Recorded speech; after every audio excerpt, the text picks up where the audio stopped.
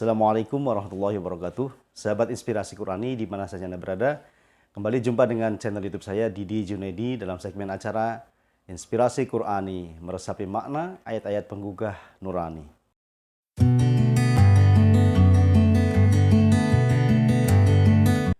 Sahabat Inspirasi Qurani, pada kesempatan kali ini saya akan menjelaskan satu tema tentang seni menghalau galau.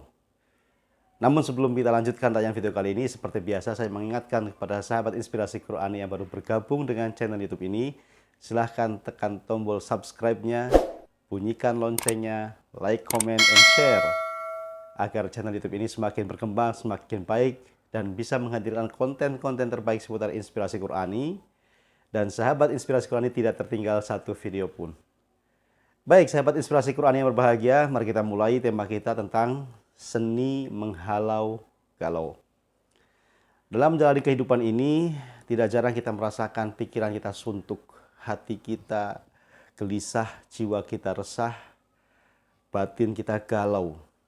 Apa masalah atau sebab dari itu semua?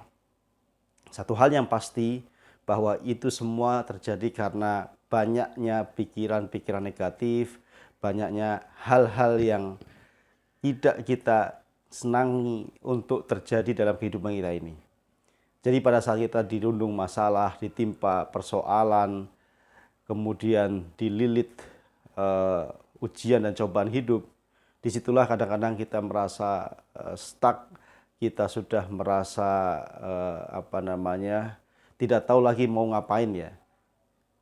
Batin kita gelisah, jiwa kita resah, pikiran kita suntuk, pokoknya bad mood lah, dalam bahasa sekarang itu disebut BT.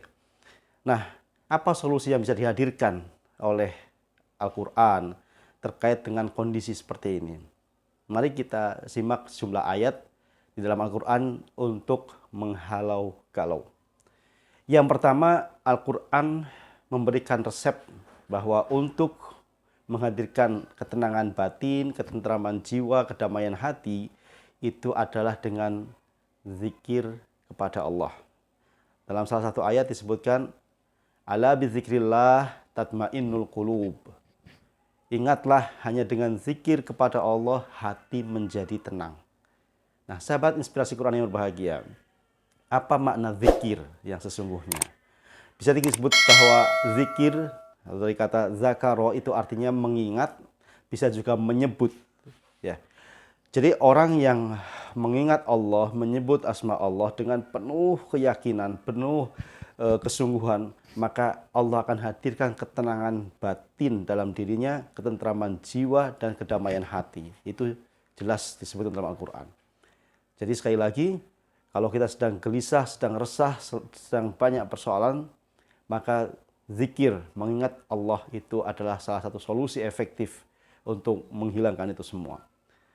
Kemudian makna zikir berikutnya disebut dalam Al-Quran, itu salah satu nama dari Al-Quran. Jadi nama Al-Quran itu banyak. Al-Quran disebut juga Alkitab, disebut juga dengan Asyifa, penyembuh. Kemudian Al-Quran juga disebut Az-Zikr. Az-Zikr itu artinya adalah ya Al-Quran itu. Di dalam Al-Quran misalnya disebutkan inna nahnu nazzalna dzikra wa inna lahu lahafizun. Sesungguhnya kamilah yang menurunkan Al-Quran, zikr, dan kamilah yang akan menjaganya. Sahabat Inspirasi Qurani yang berbahagia, itu yang pertama. Untuk menenangkan hati, menenangkan batin, mendamaikan jiwa itu dengan az-zikru. Yang kedua, Al-Quran memberi resep tafakkur. Apa itu tafakkur? Tafakkur itu adalah berpikir. Tentang apa? Tentang ciptaan-ciptaan Allah, tentang makhluk-makhluk Allah. Dan itu akan melahirkan satu ketenangan batin, ketenangan jiwa, sampai pada akhirnya kita mengatakan bahwa Rabbana ma khalaqta hadza batila. Nah, ini disebutkan dalam Al-Qur'an, misalnya a'udzubillahi minasyaitonirrajim, bismillahirrahmanirrahim.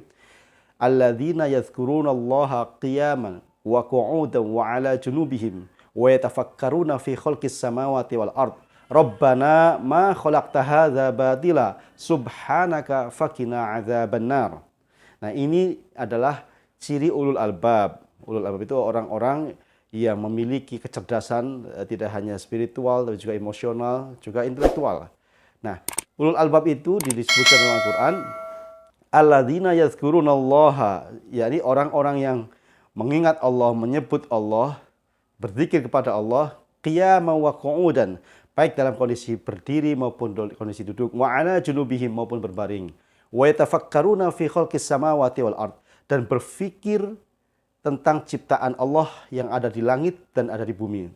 Kemudian akhir dari semua hasil dari semua pemikiran itu, berzikir itu adalah Rabbana ma khalaqta hadza batila. Wahai Tuhan kami, tidak ada satupun yang Engkau ciptakan di muka bumi ini, di dunia ini yang sia-sia.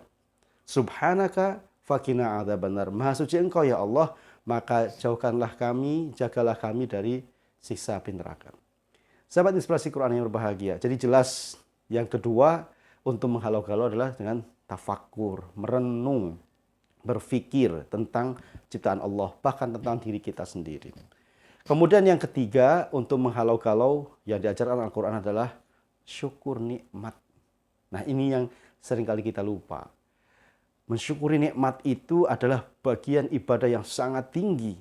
Bahkan sedikit sekali orang yang mampu bersyukur. Tidak hanya orang-orang yang jarang beribadah, bahkan hamba-hamba Allah yang baik pun banyak yang kurang bersyukur. Dan ini disebutkan dalam Al-Quran. Wa qalilun min ibadiyas syakur. Dan sedikit sekali dari hamba-hambaku yang bersyukur. Nah, ulama tafsir menyebutkan bahwa ibad itu jamak dari abdun, yang berarti hamba-hamba yang baik. Karena kalau hamba-hamba yang pendosa disebut abid. Ya. Nah, maka di dalam Al-Quran tadi disebutkan wa qalilun, dan sedikit sekali min ibadiya, dari hamba-hambaku, artinya hamba-hamba yang baik ya, yang beribadah itu asyakur, yang pandai bersyukur. Nah, jadi kalau hamba-hamba Allah yang taat, yang rajin ibadah aja sedikit sekali bersyukur, apalagi yang tidak atau jarang beribadah.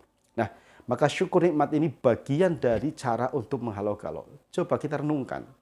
Setiap kita pagi hari bangun tidur, itu kemudian kita bisa menghirup udara segar, kondisi fisik kita sehat, tidak ada selang oksigen, tidak ada infus dan sebagainya. Itu berarti kita sedang menikmati kesehatan yang luar biasa. Bayangkan kalau bangun di pagi hari ada selang oksigen, ada infus, turun dengan naik kursi roda, naudzubillah. Coba bayangkan itu. Makanya Al-Quran juga menyebutkan wa in ta'uddu ni'matallahi la tuhsuha. Dan jika kalian menghitung-hitung nikmat Allah, la tuhsuha, tidak akan pernah bisa menghitungnya.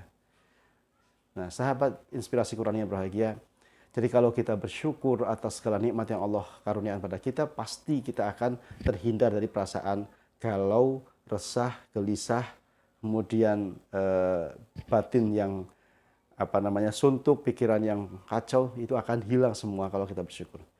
Baik sahabat inspirasi Quran yang berbahagia, itulah 3 resep Al-Quran untuk menghalau-galau. Yang pertama, zikrullah, menyebut dan mengingat Allah, kemudian juga membaca Quran. Ya. Kemudian yang kedua adalah tafakur, berfikir tentang ciptaan-ciptaan Allah. Kemudian yang ketiga adalah syukur nikmat. Insya Allah dengan 3 hal ini, maka kita akan terhindar dari kegalauan-kegalauan, kegelisahan-kegelisahan, kekacauan-kekacauan pikiran dan perasaan kita. Terima kasih, mudah-mudahan ada manfaatnya. Wallahu a'lam bishawab. Assalamualaikum warahmatullahi wabarakatuh.